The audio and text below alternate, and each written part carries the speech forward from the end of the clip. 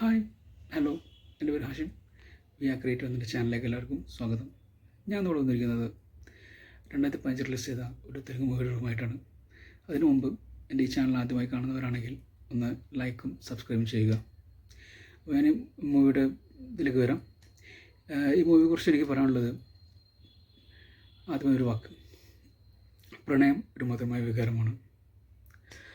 അത് ചിലർക്ക് സന്തോഷം നൽകുന്നതായിരിക്കാം, ചിലർക്ക് നല്ല ഓർമ്മകൾ നൽകുന്നതായിരിക്കാം. എനിക്ക് മൂവി കണ്ടപ്പോൾ എൻ്റെ ഒരു എക്സ്പീരിയൻസ്, എൻ്റെ സ്കൂൾ ലൈഫിന് ശേഷമുള്ള എൻ്റെ ലൈഫിൽ എനിക്ക് ഓർമ്മ വന്നത്, അതുപോലെ പ്രണയിക്കുന്നവർക്കും പ്രണയം എപ്പോഴും മനസ്സ് സൂക്ഷിച്ച് നടക്കുന്നവർക്കും അപ്പോൾ ഇപ്പോഴും പ്രണയിച്ചു കൊണ്ടിരിക്കുന്നവർക്കും എല്ലാവർക്കുമായി ഞാൻ മൂവി സജസ്റ്റ് ചെയ്യുകയാണ്. ഈ മൂവിയുടെ പേരാണ് മല്ലി മല്ലി ഇട്ടറാണി റോച്ചു. 2015 ഫെബ്രുവരിയിലാണ് ഈ മൂവി റിലീസ് ചെയ്തത്. ഞാൻ ഈ മൂവി റിലീസ് ചെയ്യുന്ന കാലത്ത് ഞാൻ ദുബായിലായിരുന്നു. എനിക്കത് തിയേറ്ററിൽ വന്ന് പോയി കാണാൻ പറ്റിയില്ല.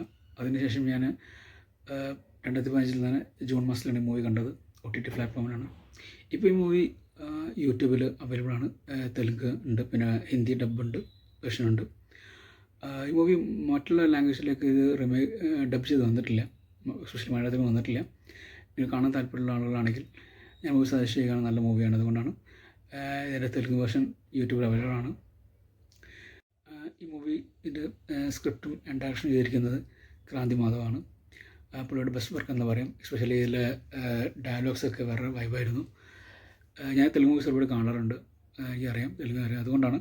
അതുമാത്രമല്ല, ഇതിൽ ഒരുപാട് റൊമാൻറ്റിക് സീനായാലും ഇമോഷണൽ സീനായാലും വളരെ ടച്ച് ചെയ്യുന്ന സീൻസായിരുന്നു. എസ്പെഷ്യലി ഇതിലൊരു ഡയലോഗുണ്ട്, ഞാൻ പറയാം. അതായത് അവനെ ഓർത്താൽ എനിക്ക് ജീവിക്കാൻ കഴിയില്ല, അവനെ ഓർത്തില്ലെങ്കിൽ എനിക്ക് ജീവിക്കാൻ കഴിയില്ല. അത് തെലുങ്കിലാണ് നമ്മൾ പറഞ്ഞത്, ഞാനെൻ്റെ മരണം ഇത് പറഞ്ഞുള്ളൂ. അത് നിത്യമൻ പറയുന്ന ഡയലോഗാണ്, എസ്പെഷ്യലി സെക്കൻഡ് ഹാഫിൽ പറയുന്ന ഡയലോഗാണ്. അതിൻ്റെ ഒരു ഇതാണ് ഞാൻ പറഞ്ഞിരിക്കുന്ന ഒരു. അതുപോലെ ഒരുപാട് നല്ല മൊമെൻറ്റ്സ് ഉള്ള മൂവിയാണിത്. എസ്പെഷ്യലി പുള്ളിയുടെ ഡയറക്ഷൻ മേക്കിംഗ് ഒക്കെ പൊളിയായിരുന്നു. എനിക്ക് ഒരുപാട് എക്സ്പീരിയൻസ് കൊണ്ട് അവരെ തമ്മിലുള്ളൊരു റാമും നസറിയയും തമ്മിലുള്ള ഒരു ഇതുണ്ട്, ബോണ്ടിങ് ഉണ്ട്. എസ്പെഷ്യലി ഒരു കോളേജിലെ സീൻസ്, അതുപോലെ അതിനുശേഷമുള്ള ഇതൊക്കെ റൊമാൻസിനൊക്കെ നൈസായിട്ടുണ്ടായിരുന്നു.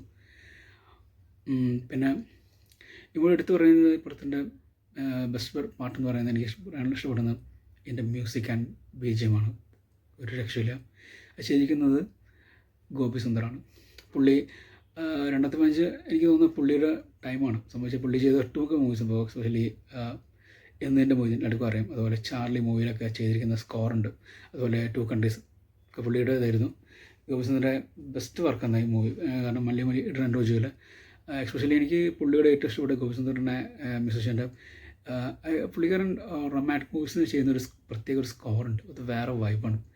അത് എക്സ്പെഷ്യലി തിയേറ്ററിലൊക്കെ പോയി കണ്ട മനസ്സിലാവും. പക്ഷേ ഞാൻ ഈ മൂവി തിയേറ്റർ കണ്ടിട്ടില്ല, പക്ഷേ ഞാൻ പറയുകയാണ്. പക്ഷേ എനിക്ക് ഈ മൂവി ഇതിൽ ഞാൻ TV ന്നും അതുപോലെ യൂട്യൂബിൽ നിന്നൊക്കെ കണ്ടപ്പോൾ എനിക്ക് തോന്നിയതാണ്. ഒരു രക്ഷയില്ലാത്തതായിരുന്നു സ്കോറായിരുന്നു ഇതിൽ കൊടുത്തിരിക്കുന്ന പുള്ളി. അതുപോലെ ഇതിൻ്റെ സോങ്സ് കിട്ടുമായിരുന്നു. എസ്പെഷ്യലി കാർത്തിക ചിന്മയും പാടിയൊരു പാട്ടുണ്ടായിരുന്നു, അത് ഭയങ്കര ഹിറ്റായിരുന്നു. ഇപ്പോൾ യൂട്യൂബിൽ അവൈലബിൾ ആണ്. ഇതിൽ ഈ മൂവിയിൽ എന്നോ എന്നോ എന്നൊരു സോങ് ഉണ്ടായിരുന്നു. നിത്യമാനും ശ്രവന്ന് ഇതായിരുന്നു സോങ്ങായിരുന്നു. അതുപോലെ ഇതിൽ മർഹബ എന്ന് പറഞ്ഞ സോങ് ഉണ്ട്. പിന്നെ അതുപോലെ സലാല മൊബൈൽസ് മൂവി നിങ്ങൾ തന്നെ കണ്ടു കാണുമെന്ന് വിചാരിക്കുന്നു. അപ്പോൾ അതിൽ ഒരു സോങ് ഉണ്ട്, റസൂൽ എന്ന് പറഞ്ഞ സോങ്. അതിൻ്റെ ഒരു വേറൊരു വേർഷൻ ഈ മൂവിയിൽ വരുന്നുണ്ട്. സെക്കൻഡ് ഹാഫിൽ ഈ മൂവിയുടെ സെക്കൻഡ് ഹാഫിൽ വരുന്നുണ്ട്. പിന്നെ ഒരു സിനിമാറ്റോഗ്രാഫി ചെയ്തിരിക്കുന്നത് ജ്ഞാനശേഖറാണ്. പുള്ളിക്കാരൻ്റെ രക്ഷ ഇതായിരുന്നു, എന്താ പറയുക, സിനിമാറ്റോഗ്രാഫി ആയിരുന്നു. എസ്പെഷ്യലി ഇതിൻ്റെ ഫ്രെയിംസ് ആയാലും അതിൻ്റെ ഒരു ഷോർട്ട്സും കാര്യങ്ങളൊക്കെ നൈസായിട്ടുണ്ടായിരുന്നു. എസ്പെഷ്യലി സോങ്സ് സീക്രമാണ് എനിക്ക് ഏറ്റവും ഇഷ്ടപ്പെട്ടത്. എന്നോ എന്നോ സോങ് ഉണ്ട്, അതിൻ്റെ കിട്ടുമായിരുന്നു. അതുപോലെ മർഹബ എന്ന സോങ്ങും നൈസായിട്ടുണ്ടായിരുന്നു. അതിൽ ആ വിഷ്വൽസൊക്കെ പൊളിയായിട്ടുണ്ടായിരുന്നു. അതിൻ്റെ എഡിറ്റിംഗ് അടിപൊളി, നല്ല കളർ ഗ്രേഡിങ് ഒക്കെ. പിന്നെ ഇതിൽ പെർഫോമൻസിലേക്ക് വരികയാണെങ്കിൽ നിത്യാമേനൻ, പുള്ളിക്കാരി അറിയില്ല, പുള്ളിക്കാരി ഒരു ക്യാരക്ടർ കൊടുത്ത പുള്ളിക്കാരി എന്നത് മരിച്ചവനിക്കും. അതുപോലെ തന്നെയാണ് എനിക്ക് തോന്നിയത്. ഒരുപാട് പെർഫോമൻസ് ചെയ്ത് ഒരുപാട് സ്പേസ് ഈ മൂവിയിലുണ്ട്. എസ്പെഷ്യലി ഫസ്റ്റ് ഹാഫിലൊരു നോർമലൊരു കോളേജ് ഒരു യങ് ലേഡി ആയിട്ടാണ് കളിക്കുക. അതിനുശേഷമുള്ള ഒരു സെക്കൻഡ് ഹാഫിലുള്ള വേറെ ഇതിലേക്ക് വരും, കുറച്ച് ഏജൊക്കെ ആയിട്ടുള്ള ക്യാരക്ടർ വരും. അപ്പോൾ അതിൽ നമുക്കുള്ള പെർഫോമൻസ്, അതുപോലെ ആ സമയത്തുള്ള ഗോപി സുന്ദറിൻ്റെ സ്കോറും കിട്ടുമായിട്ടുണ്ടായിരുന്നു. ഇമോഷണൽ സീന് പൊളി രക്ഷയിലായിരുന്നു. എനിക്ക് തോന്നുന്നത് ശർമ്മതും നല്ല ക്യാരക്ടർ, നല്ല പെർഫോമൻസ് തന്നെ ചെയ്തു. പക്ഷേ അതിലും കുറച്ച് സ്കോർ ചെയ്യുന്നത് നിത്യാവിൻ്റെ കിട്ടിയമായിരുന്നു എനിക്ക് തോന്നുന്നത്. പെർഫോമൻസൊക്കെ ഇമോഷണൽ സീനൊക്കെ ഭയങ്കര രസമായിട്ടുണ്ടായിരുന്നു. അതുപോലെ ഇതിൻ്റെ സപ്പോർട്ടിംഗ് ക്യാരക്ടർ ചെയ്തിരിക്കുന്നത് നാസർ ആൻഡ് പവിത്ര ലോകേഷാണ്. രക്ഷയിലായിരുന്നു. വേറെ കുറേ ക്യാരക്ടേഴ്സ് വരുന്നുണ്ട്. ഇവിടെ ഫ്രണ്ടായിട്ട് വന്നൊരു ജ്യോതിക്ക് പുള്ളി പേരറിയില്ല, ജ്യോതിൻ്റെ ക്യാരക്ടർ ചെയ്ത് പെൺകുട്ടി ഉണ്ടായിരുന്നു. അതുപോലെ പിന്നെ സെക്കൻഡ് ഹാഫിൽ വരുന്ന ഷർമിനാഥിൻ്റെയും അതുപോലെ നിത്യാമ്മൻ്റെയും മകളുടെ 2 പെൺകുട്ടികളുണ്ടായിരുന്നു. അവരുടെ പെർഫോമൻസ് ആയിരുന്നു. അപ്പോൾ അതൊക്കെയാണ് ഈ മൂവിയെ പറ്റി പറയാനുള്ളത്. പിന്നെ ഇതിൻ്റെ സ്റ്റോറിയിലേക്ക് വരികയാണെങ്കിൽ സ്റ്റാർട്ടിങ്ങിൽ തന്നെ ഇതിലെ നായകൻ ഗ്രൗണ്ടിൽ നിന്നും കുട്ടികൾക്ക് പ്രാക്ടീസ് ചെയ്ത് കൊടുക്കുകയാണ്. പുള്ളിക്കാരൻ കോച്ചാണ്. അപ്പോൾ അതിനുശേഷം പുള്ളിക്കാരൻ വീട്ടിലേക്ക് വരണം. അപ്പോൾ വീട്ടിലേക്ക് വരുമ്പോൾ അവൻ്റെ പണ്ട് അവൻ്റെ കാമുകി കൊടുത്തിട്ട് ഒരു ഷൂ കാണും, ഗിഫ്റ്റ് കൊടുത്ത് ഷൂ കാണും. അപ്പോൾ അതെടുത്ത് അവനാണ്ട് ഫ്ലാഷ് ബാക്ക് പോവാണ്. പിന്നെ 95 ടൈമിലാണ് കാണിക്കുന്നത്. അവിടെ വെച്ചിട്ട് അവൻ്റെ വലിയൊരു അംബിഷൻ, അവൻ്റെ അമ്മയുടെ ഏറ്റവും വലിയ ആഗ്രഹം വെച്ചാൽ അവൻ അത്ലറ്റിക്സിൽ അവൻ ഗോൾഡ് മെഡൽ നേടണമെന്നാണ്. അപ്പോൾ അതിന് വേണ്ടിയിട്ട് അവനും പരിശ്രമിക്കുന്നുണ്ട്. അപ്പോൾ സ്റ്റേറ്റ് ലെവലിലൊരു കോളേജിൽ സ്റ്റേറ്റ് ലെവലിൽ റണ്ണപ്പ് ഉണ്ടാവും. ആ സമയത്ത് ആണ് ഈ നായിക നിത്യമനെ മീറ്റ് ചെയ്യുന്നത്. അപ്പോൾ അവളങ്ങനെ കാണുന്ന സമയത്ത് അവൾ പുറുക്ക് ധരിച്ചിട്ടുണ്ടാവും. അതുകൊണ്ട് അവളുടെ ഫേസ് കറക്റ്റ് കാണാൻ പറ്റില്ല, കണ്ണ് മാത്രമേ കാണാൻ പറ്റുള്ളൂ. അപ്പോൾ അവനക്ക് അവളോട് തരം ക്രഷ് തോന്നും. അപ്പോൾ അവൻ്റെ നോട്ടവും അവരുടെ സംസാരമൊക്കെ കാണുമ്പോൾ അവൾക്കും അവനോട് ചില ഇഷ്ടം തോന്നും. അവർ തമ്മിലൊരു കോളേജ് കുറച്ച് സീക്വൻസ് ഉണ്ട്, രസമാണ് അതിൽ സീനൊക്കെ. അപ്പോൾ അതിനുശേഷം അവളുടെ ഫ്രണ്ട് ജ്യോതി അവളോട് പറയും, എനിക്ക് രാമൻ ഇഷ്ടമാണ്. എനിക്ക് രാമൻ ഇഷ്ടമാണ്, അവനക്ക് എന്നെ ഇഷ്ടമാണെന്ന് എനിക്ക് തോന്നുന്നു. അപ്പോൾ അവൾ പറയുന്ന ഒരു കാര്യം ചെയ്യും, ഒന്നുമില്ല അവൾ പറയും, നീ എന്നാൽ ഈ ബുർക്ക് മാറ്റിയിട്ട് നീ അവൻ്റെ അടുത്ത് ഇങ്ങനെ ഞാൻ പോകുന്നവർ പോകുന്ന പറയും. അവളോട് എനിക്ക് പറ്റില്ല പറയും. അപ്പോൾ അവളുടെ ഇരുന്നൊരു കാര്യം ചെയ്യുന്നാൽ അവൻ്റെ അമ്മ മ്യൂസിക് ടീച്ചറാണ്. അപ്പോൾ നീ അവൻ്റെ വീട്ടിലേക്ക് പോകുക, അങ്ങനെ അവൾക്ക് അവനെ കാണുകയും ചെയ്യും. പിന്നെ എനിക്ക് എൻ്റെ ഇഷ്ടം അവളോട് പറയാമെന്ന് പറയും. അങ്ങനെ അവൾ അങ്ങോട്ട് അവളുടെ വീട്ടിലേക്ക് പോകുന്നതാണ്. അപ്പോൾ അവളുടെ പേര് ഒരു നസീറ കാണുന്നതാണ്. അപ്പോൾ അവൾ പേര് മാറ്റിയത് പറയും. അവിടുന്ന് പിന്നെ അവർ തമ്മിലൊന്ന് ചെറിയ ഫ്രണ്ട്ഷിപ്പും കാര്യങ്ങളൊക്കെ അവിടുന്ന് ആണ് പിന്നെ ബാക്കി കഥകളൊക്കെ നടക്കുന്നത്. അതിനുശേഷം അത് കഴിഞ്ഞിട്ട് പിന്നെ ഇവനക്ക് അത്ലറ്റിക്സിൽ ഇവനക്ക് ഒരു സെലക്ഷൻ കിട്ടും. ഡൽഹിയിൽ വെച്ചിട്ടാണ്. അപ്പോൾ അവന് റെയിൽവേ സ്റ്റേഷനിൽ യാത്രയ്ക്ക് പോകുമ്പോൾ അവളും വരും. അപ്പോൾ അവിടെ വെച്ചിട്ട് കാറ്റത്ത് അവിടെ ബുർക്ക് പൊന്തും ഇങ്ങനെ ഇതായിപ്പോൾ. അപ്പോൾ അവിടെ നിന്നും അവളുടെ ഫേസ് കറക്റ്റ് കാണും. അപ്പോൾ അവനക്ക് മനസ്സിലാവും തൻ്റെ വീട്ടിൽ വന്ന പെൺകുട്ടിയും തൻ്റെ കോളേജിൽ തന്നെ ഇതൊക്കെ വേണ്ടി ഇവൻ ഒന്നെന്ന് മനസ്സിലാവും സംഭവം.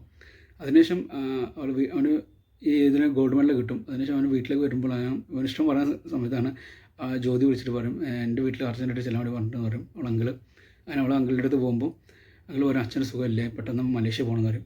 അപ്പോൾ അതേ സമയത്താണ് അവൻ്റെ അമ്മ പെട്ടെന്ന് അറ്റാക്കായിട്ട് മരിക്കും. അപ്പോൾ അവൾ കാറിൽ പോകുമ്പോൾ അവൾ എയർപോർട്ടിലേക്ക് പോകുന്ന സമയത്താണ് ഇവനിങ്ങനെ അമ്മയുടെ ബോഡി ഇട്ട് നടന്നു പോകുന്നത് കാണാം. ഇപ്പോൾ കണ്ട് സംസാരിക്കാനൊന്നും പറ്റില്ല. അത് കഴിഞ്ഞ് കുറച്ച് നാൾക്ക് ശേഷം അവനക്കൊരു കത്ത് വരും.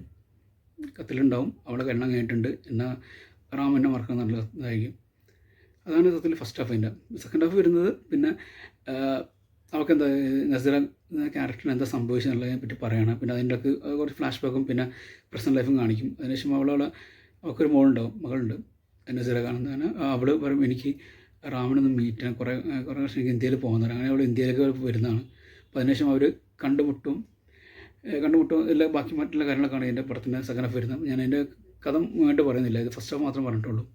അപ്പോൾ നിങ്ങളിപ്പോൾ മൂവി കാണാൻ ശ്രമിക്കുക, നല്ല മൂവിയാണ്. എസ്പെഷ്യലി എൻ്റെ റൊമാൻറ്റിക് സീനായാലും എല്ലാ ഓരോ ഇതും നൈസായിട്ടുണ്ടായിരുന്നു. എനിക്ക് ഒരുപാട് ഇഷ്ടപ്പെട്ട മൂവിയാണ്. ഞാൻ പറയുന്നത് വെച്ചാൽ എനിക്ക് തെലുങ്കിൽ കണ്ടതിൽ വെച്ച് ഒരു 10 മൂവീസ് എടുത്താൽ ഫസ്റ്റ് ഇതുണ്ടാവും മല്ലി ഡ്രാൻ റോജ് മൂവി ഉണ്ടാവും. എസ്പെഷ്യലി ഇതിലെ പെർഫോമൻസ് ആണ് എനിക്ക് ഇഷ്ടമില്ലാത്ത. അതുപോലെ ഡയലോഗ്സ് ഒക്കെ ഭയങ്കര ഇതായിരുന്നു, ഒരുപാട് ടച്ച് ചെയ്ത സീൻസ് ആയിരുന്നു. അപ്പോൾ നിങ്ങൾ ഈ മൂവി യൂട്യൂബിൽ ഇപ്പോൾ അവൈലബിൾ ആണ്, തെലുങ്ക് വേർഷൻ. നിങ്ങൾ ഈ മൂവി കാണാൻ ശ്രമിക്കുക. അപ്പം എല്ലാവർക്കും ശുഭദിനം. ബൈ.